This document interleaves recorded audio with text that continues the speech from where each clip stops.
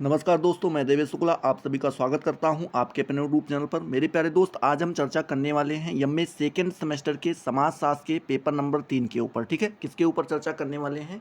तो MA second semester समाजशास्त्र के पेपर नंबर 3 के ऊपर चर्चा करने वाले हैं। बात करते हैं पेपर नंबर 3 का नाम। तो पेपर नंबर 3 का नाम बताया गया है भारत में ग्रामीण जीवन का समाजशास्त्र। क्या भारत में ग्रामीण जीवन का समाजशास्त्र, ये आपके पेपर नंबर 3 का नाम है।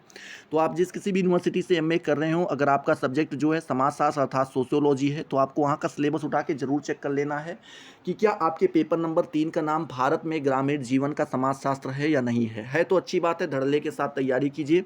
अगर नहीं है तो जरूर चेक कर लीजिए कहीं paper number 4, paper number 1, paper number 2 का नाम तो नहीं है। ठीक है, इससे होगा कुछ नहीं, जब आप यहाँ से क्वेश्चन पेपर को सॉल्व करने के लिए जाएंगे, एग्जामिनेशन हॉल में जाएंगे, वहाँ पर बैठेंगे और आपके सामने प्रश्न पत्र आएगा। प्रश्न पत्र में लिखे प्रश्नों को जब आप पढ़ेंगे तो आपके पैरों तले ज़मीन खिसक जाएगी, क्योंकि मेरे बताए हुए वहाँ पर आपको एक भी क्वेश्चंस देखने को नहीं मिलेंगे। क्यों नहीं देखने को मिलेंगे? क्योंकि भैया हम बार बार बोल रहे थे कि आपको एक बार सिलेबस जरूर चेक कर लेना है, और आपने तो सिलेबस चेक किया नहीं था। सिलेबस चेक नहीं किया, वहाँ पर आपके पेपर नंबर 3 का नाम भारत में ग्रामीण जीवन का समाजशास्त्र है नहीं। अब जब आपके पेपर नंबर 3 का नाम भारत में ग्रामीण जीवन का समाजशास्त्र है ही नहीं, तो आपको यहाँ के क्वेश्चंस वहाँ पर कैसे देखने को मिलेंगे? तो इसलिए क्या है, इंपॉर्टेंट है कि सिलेबस जरूर चेक कर लें। बात करते हैं इसके, हम कुछ टॉप क्वेश्चंस के ऊपर चर्चा करने वाले हैं जो एग्जामिनेशन की दृष्टि से इंपॉर्टेंट हैं। ठीक है, चलिए एक एक प्रश्न के ऊपर हम चर्चा करते हैं। पहला प्रश्न देखते हैं। पहला प्रश्न आपसे पूछ रहा है कि ग्रामीण समाजशास्त्र की प्रथम पुस्तक कब प्रकाशित हुई। ग्रामीण समाजशास्त्र की पहली पुस्तक कब प्रकाशित हुई थी, ये आपको बताना है। तो आप लिखेंगे ग्रामीण समाजशास्त्र की प्रथम पुस्तक 1913 में प्रकाशित हुई थी। 1913 में इसे नॉर्थ डाकोटा विश्वविद्यालय, क्या नॉर्थ डाकोटा विश्वविद्यालय के प्रोफेसर जॉन मॉरिस जीनेट, क्या जॉन मॉरिस जीनेट ने रचनात्मक ग्रामीण शास्त्र नामक से प्रकाशित किया। ठीक है, तो इस प्रकार से आपको ये ध्यान में रखना है कि जो पहली ग्रामीण समाजशास्त्र पुस्तक प्रकाशित हुई थी, कब हुई थी? 1913 ईस्वी में हुई थी। कहाँ हुई थी? तो ये ध्यान रखिएगा, नॉर्थ डकोटा विश्वविद्यालय के एक प्रोफेसर थे जिनका नाम मॉरिस जीनेट था, जॉन मॉरिस जीनेट था। इन्होंने अपनी एक पुस्तक लॉन्च की थी जिसका नाम था रचनात्मक ग्रामीण समाजशास्त्र। यही पहली पुस्तक थी जो ग्रामीण समाजशास्त्र के ऊपर लिखी गई थी सन 1913 में। ठीक है, तो इस तरीके से पहले नंबर प्रश्न का जवाब दे दीजिएगा। दूसरा नंबर प्रश्न पूछ रहा है भारत में ग्रामीण समाजशास्त्र के अध्ययन की बात कब शुरू हुई। मतलब पूछ रहे भारत में जो है ग्रामीण समाजशास्त्र के जो अध्ययन की बात की गई, ये सबसे पहले कब की गई थी? तो आप लिखेंगे यद्यप भारतीय संस्कृति का मूल रूप गाँव में ही जीवित है। मतलब बोलते हैं भारतीय जो संस्कृति है, इसका अगर आप मूल रूप देखना चाहते हैं तो आप गाँव में जाएँ, वहीं पर ये सारी चीज़ें दिखाई पड़ेंगी। फिर भी ईस्ट इंडिया कंपनी के साथ ग्रामीण समाज के अध्ययन की बात कही जाती है। मतलब बताते हैं फिर भी अगर आप देखें तो जो ईस्ट इंडिया कंपनी आई थी भारत में, उसी के साथ ग्रामीण समाज के अध्ययन की बात की जाती है। हालांकि इस अध्ययन का मूल उद्देश्य अंग्रेजी शासन की नींव को शक्तिशाली बनाना था। मतलब बोल रहे हैं इसका अध्ययन वो इस रूप से करना चाहते थे, मूल उद्देश्य उनका यही था इसको अध्ययन करने का, कि जो उनका नींव है, जो अंग्रेजी शासन है उसकी नींव है, उसको वो शक्तिशाली बना सकें, ना कि ग्रामीण समाज का गंभीर अध्ययन करना। वो ग्रामीण समाज का गंभीर अध्ययन नहीं करना चाहते थे, बस उसको केवल इसीलिए वो पढ़ते थे कि जो उनका अंग्रेजी शासन है उसका नींव शक्तिशाली बन सके। 1932 में गवर्नर जनरल चार्ल्स मेटकॉफ ने अपनी रिपोर्ट में लिखा है कि गांव समुदाय छोटे छोटे गणतंत्र हैं। क्या लिखा है उन्होंने? एक कोटेशन लिखा कि जो गांव समुदाय हैं ये एक छोटे छोटे गणतंत्र हैं। ये कौन लिखते हैं आपके? तो ये आपके गवर्नर जनरल चार्ल्स मेटकॉफ जी लिखते हैं। ठीक है, तो इस प्रकार से आप इसके बारे में बता दीजिएगा। 3 नंबर प्रश्न यहीं पे आपसे पूछ रहा है कि ग्रामीण समाजशास्त्र का अर्थ बताना है। ग्रामीण समाजशास्त्र का क्या अर्थ होता है आपको यहाँ पर समझाना है। तो आप लिखेंगे ग्रामीण समाजशास्त्र की एक विशिष्ट शाखा है। क्या है ये? सोशियोलॉजी की एक विशिष्ट शाखा है जो मानव के ग्रामीण जीवन का सर्वांगीण अध्ययन करती है। जो मानव का जो ग्रामीण जीवन है उनका वो सर्वांगीण अध्ययन करती है, सभी तरीकों से उनके बारे में जानती है, पढ़ती है। इसके अंतर्गत उनका व्यवहार, जीवन विधि एवं ग्रामीण पर्यावरण का अध्ययन किया जाता है। इसके अंतर्गत क्या बताते हैं? जो उनका व्यवहार होता है, उनकी जो जीवन विधि होती है एवं ग्रामीण का जो गांव का जो पर्यावरण होता है उसका हम अध्ययन करते हैं। ग्रामीण समाजशास्त्र 2 शब्दों से मिलकर बना है, पहला तो ग्राम और दूसरा समाजशास्त्र, जिसका अर्थ होता है समाजशास्त्र की वह शाखा जो ग्रामीण जीवन समूहों संबंधों एवं ग्रामीण जगत का वैज्ञानिक अध्ययन करती है, वही हमारा ग्रामीण समाजशास्त्र कहलाती है। इस तरीके से आप इसका जवाब यहाँ पर दे सकते हैं तीसरे नंबर प्रश्न का।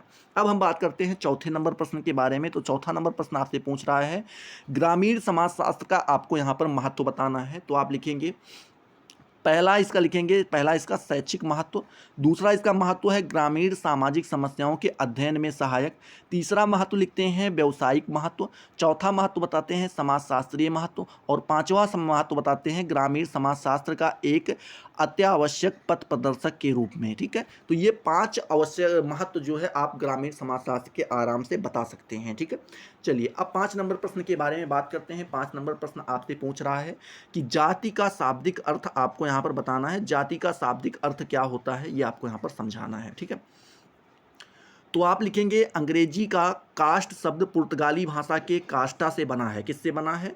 जो अंग्रेजी का एक कास्ट शब्द यूज किया जाता है जाति के लिए, ये पुर्तगाली भाषा का एक कास्टा शब्द होता है, उसी से बना है, जिसका अर्थ होता है प्रजाति। क्या होता है? प्रजाति, मत तथा भेद आदि होता है। मतलब 3 अर्थ इसके होते हैं। पहला तो प्रजाति होता है, या मत भी कह सकते हैं, या भेद भी कह सकते हैं। 3 अर्थ होते हैं।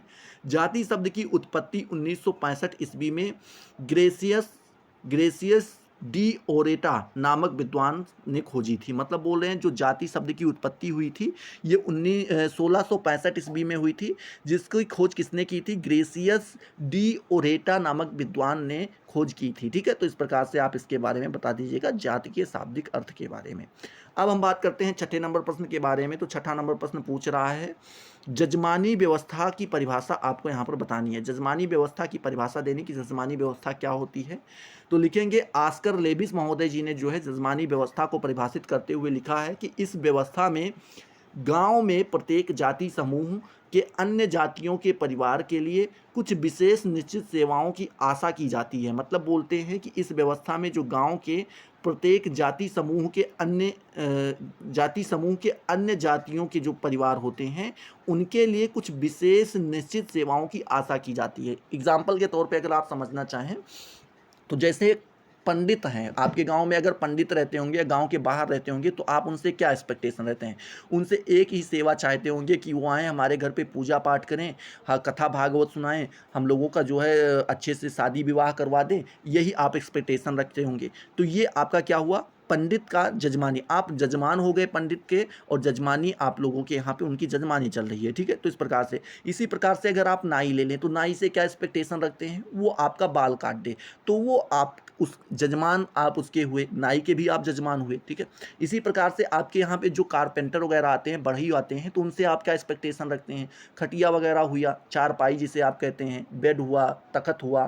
ठीक है, ठीक है, तो ये सारी चीज़ें जिसे आप क्या बोलते हैं, चौकी बोलते हैं, ये सारी चीज़ें आके वो ठीक कर जाए, बना जाए नया नया, तो इसका एक्सपेक्टेशन रखते हैं। दरवाज़ा वगैरह बना जाए तो इसका एक्सपेक्टेशन रखते हैं, तो वो बढ़ई की भी जजमानी आपके यहाँ पर है। तो ऐसे ऐसे क्या होते हैं कि जो कुछ लोग होते हैं, कुछ जातियां ऐसी होती हैं, उनसे जो है एक्सपेक्टेशन रखता है पूरा समाज की ये हमारे लिए इस प्रकार की सेवा उपलब्ध कराएंगे, वही आपकी जजमानी कहलाती है। ये आपके कौन बताते हैं? ऑस्कर लेविस महोदय जी बताते हैं। ठीक है, चलिए 7वें नंबर प्रश्न के बारे में बात करें तो 7वां नंबर प्रश्न आपसे पूछ रहा है नगरीकरण का अर्थ स्पष्ट कीजिए। नगरीकरण का अर्थ क्या होता है आपको यहाँ पर बताना है। तो आप लिखेंगे नगरीकरण का अर्थ जो होता है वो नगरीय बनाने की प्रक्रिया से है। किससे है? नगरीय बनाने की प्रक्रिया से है, अर्थात व्यक्तियों का नगरीय क्षेत्रों को की ओर बढ़ना तथा नगरीय विशेषताओं, नगरीय जनसंख्याओं और एक नगरीय क्षेत्र में वृद्धि होना है।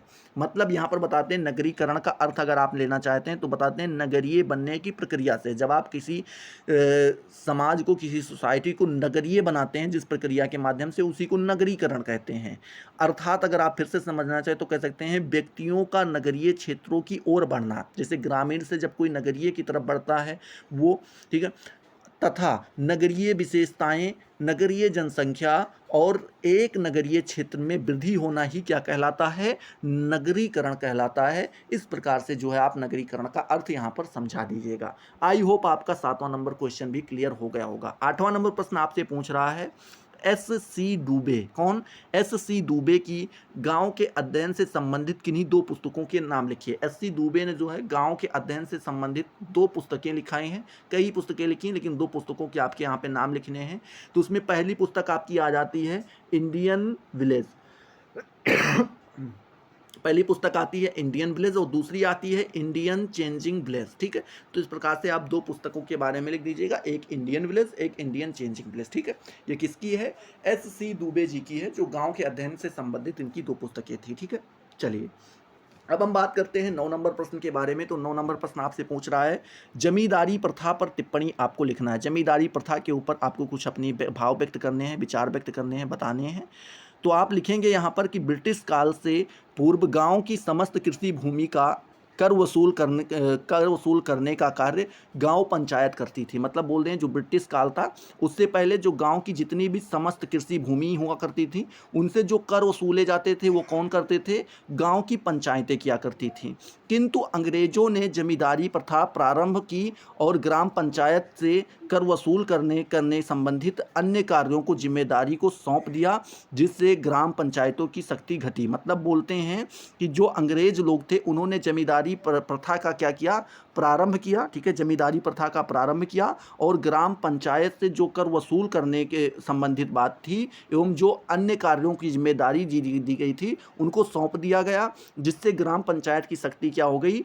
कम हो गई। इस प्रकार से आप जमींदारी के बारे में बता दीजिएगा। 10 नंबर प्रश्न यहीं पर आपसे पूछ रहा है, क्या पूछ रहा है कि स्वतंत्रता के समय भारत में भूमि व्यवस्था कितने प्रकार की पाई गई, किसी एक की व्याख्या कीजिए। स्वतंत्रता के समय जो है भारत में जो भूमि व्यवस्था थी वो कितने प्रकार से पाई जाती थी, ये इसके ऊपर आपको बताना है, लिखना है। तो आप लिखेंगे स्वतंत्रता प्राप्ति के समय भारत में मुख्यतः 3 प्रकार की भूमि व्यवस्था पाई जाती है। पहली कौन सी है? रैयतवाड़ी भूमि व्यवस्था, दूसरी आती है आपकी महालवाड़ी भूमि व्यवस्था और तीसरी आपकी आती है जमींदारी भूमि व्यवस्था। ये 3 प्रकार की भूमि व्यवस्थाएं पाई जाती थी। इसमें से हम बात करते हैं रैयतवाड़ी भूमि व्यवस्था के बारे में, रैयतवाड़ी व्यवस्था के बारे में। तो इस प्रणाली में भूमि पर स्वामित्व राजा का होता था। किसका होता था? राजा का स्वामित्व होता था भूमि जमीन के ऊपर।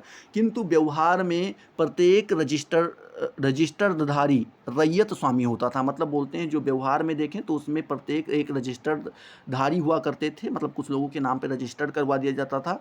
जब तक वह भूमि पर राज्य को नियमित रूप से कर देता रहता था उसे देखभाल नहीं किया जा सकता था। मतलब बोलते हैं कि जब तक भूमि पर राज्य को नियमित रूप से कर देता रहता था उसे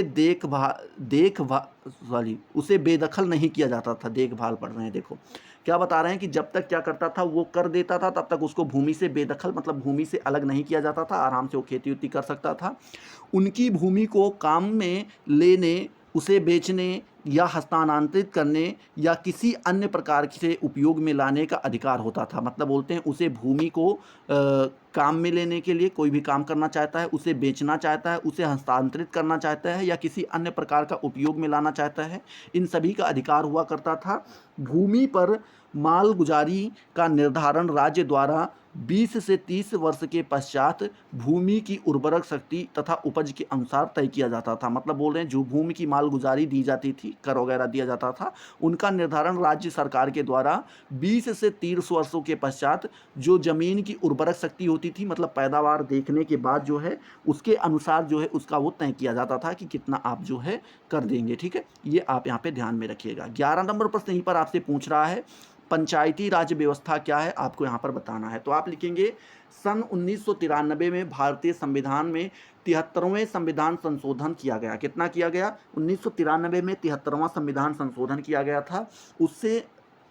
उसे दृष्टि में रखते हुए प्रत्येक राज्य सरकार को अपने राज्य के लिए पंचायती राज की व्यवस्था करनी है। मतलब बोलते हैं उसमें दृष्टि में रखते हुए ये बताया गया कि जितना भी राज्य है वो सभी राज्य सरकार अपने राज्य के लिए पंचायती राज व्यवस्था की क्या करेगी? राज्य व्यवस्था करेगी। आगे लिखते हैं उत्तर प्रदेश में यह व्यवस्था उत्तर प्रदेश पंचायती विधि अधिनियम 1994 के आधार पर की गई है। मतलब बोलते हैं कि ये जो है उत्तर प्रदेश में एक ऐसा ये राज्य था एक्सेप्शन में जिसमें उत्तर प्रदेश पंचायती विधि अधिनियम के तहत 1994 पे ये व्यवस्था लागू की गई थी, ठीक है। तो इस प्रकार से आप 11 नंबर प्रश्न का भी जवाब दे दीजिएगा। 12 नंबर प्रश्न आपसे यहीं पर पूछ रहा है क्या पूछ रहा है कि भारतीय ग्रामीण विकास के लिए चलाए जा रहे किन्हीं 2 कार्यक्रमों के नामों उल्लेख कीजिए। भारतीय जो ग्रामीण विकास है उसके लिए जो कार्यक्रम चलाए जाते हैं चलाए जा रहे हैं उन्हें उनके किन्हीं 2 कार्यक्रमों का नाम उल्लेख करना है, नाम लिख के बताना है। तो पहला तो आप लिखें, यहाँ पर बताएंगे कि जो भारतीय ग्रामीण विकास है उसके हेतु अनेक महत्वपूर्ण कार्यक्रम चलाएंगे, जिसमें से प्रमुख कुछ यहाँ पर बताए गए हैं। पहला बताया गया है मनरेगा, ठीक है, क्या बताया गया है? मनरेगा। दूसरा बताए हैं अंत्योदय अन्न योजना, और तीसरा बताए हैं सामुदायिक विकास कार्यक्रम। इस प्रकार से कई सारे कार्यक्रम चलाए गए जो 3 यहाँ पर आपको बता दिए गए हैं, ठीक है। अब अगला पूछ रहा है अंत्योदय कार्यक्रम क्या है, आपको यहाँ पर समझाना है। तो आप लिखेंगे अंत्योदय कार्यक्रम के बारे में कि महात्मा गांधी ग्रामीण विकास, एक मिनट, महात्मा गांधी ग्रामीण विकास के द्वारा देश के उन करोड़ों निर्धनों का जीवन सुधारना चाहते थे जो गरीबी की सीमा रेखा से नीचे रहकर घोर अभाव का जीवन व्यतीत कर रहे थे। मतलब बोलते हैं महात्मा गांधी ग्रामीण विकास के द्वारा क्या करना चाहते थे कि देश के उन करोड़ों निर्धन ऐसे लोग थे जिनका जीवन वो सुधारना चाहते थे, जो गरीबी की सीमा रेखा से नीचे रहकर घोर अभाव में क्या करते थे, जीवन व्यतीत कर रहे थे।